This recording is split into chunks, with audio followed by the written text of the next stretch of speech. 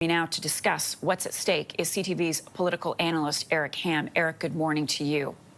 Good morning. It's good to be with you. So let's first of all talk about Zelensky's backup, as it's being referred to avoid, one can assume, a similar scene than what played out 5 or 6 months ago between Trump, Zelenskyy, and J.D. Vance. Zelenskyy this time has European leaders with him. What are your expectations as to how this will fold, and how do you expect the president to respond to really this collective group of leaders coming and speaking on Ukraine's behalf? Well, it's interesting because the way the meeting has been portrayed, at least by Donald Trump's Secretary of State and National Security Advisor, Marco Rubio, is that this was an invitation by the president to these leaders to actually meet and discuss not only the follow-up with his meeting with Vladimir Putin, but also to discuss the way forward, particularly on ironing out an actual peace agreement, which is something very different going into the meeting. We know the president and, of course, many of those European leaders wanted an actual ceasefire that then led to a peace agreement. But now what we're seeing here is that the president is now back to this idea that somehow there needs to be a land swap in order for peace to occur. And clearly we're seeing that Volodymyr Zelenskyy has continued to reject that out of hand. And so it's interesting where this meeting could go, because, again, Donald Trump seems to be riding on ideas and talking points straight from the Kremlin, which go counter to not only what Zelenskyy wants, but also what many European leaders expect as well. And I think and correct me if I'm wrong, doesn't it also run counter to the position we thought Trump had going into the Alaska summit?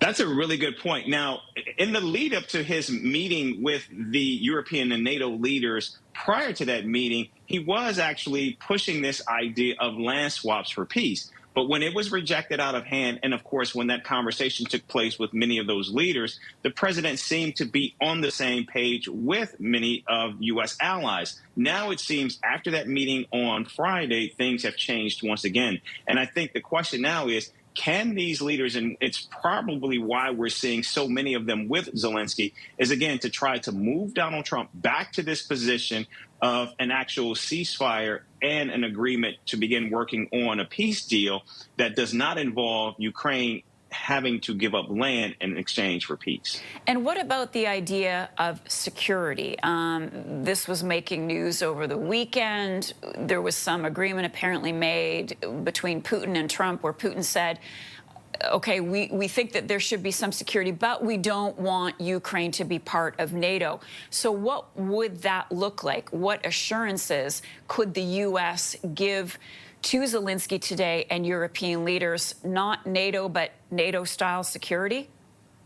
Well, we have been hearing that that the security guarantees would include both the United States as well as European nations actually securing Ukraine's peace in this agreement, and while Ukraine would not be part of NATO, that security would be similar to an agreement that if there is an attack, that NATO and other European countries as well as the United States would actually be there to back Ukraine. But again, clearly what we've been seeing, at least from Vladimir Putin, is that his position continues to remain hardened, and that they continue to want many of those areas that they have already continued to make gains in.